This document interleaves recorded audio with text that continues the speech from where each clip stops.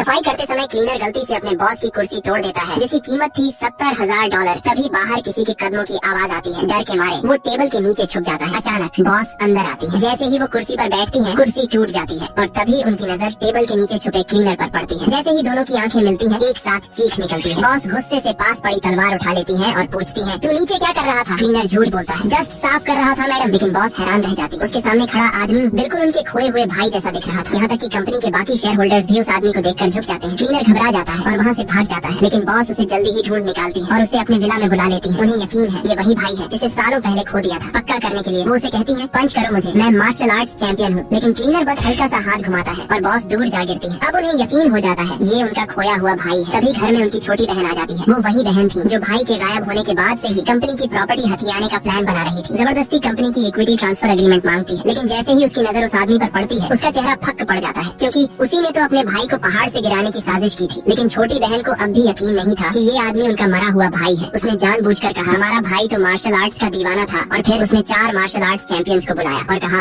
अगर ये सच में हमारा भाई है तो सबका सामना कर पाएगा। सब बाहर खुले मैदान में चले जाते हैं। वो आदमी डर से कांप रहा था। उसे समझ नहीं आ रहा था कि क्या करे। काफी देर तक जब उसने कोई एक्शन नहीं लिया तो बहन और भी शक करने लगी। उसने गुस्से में आकर आदेश दिया, इसे पकड़ लो। चारों मार्शल आर्ट्स मास्टर्स एक साथ उस पर टूट पड़े। सबको लगा अब ये आदमी गया, लेकिन अगले ही सेकंड वो फाइटर्स अचानक चौंक जाते हैं, जैसे उनकी ताकत धीरे धीरे खत्म हो रही हो। और फिर वो आदमी एक जबरदस्त इंटरनल फोर्स छोड़ता है। चारों मास्टर्स वहीं गिर पड़ते हैं, जैसे पूरा शरीर सुन्न हो गया हो।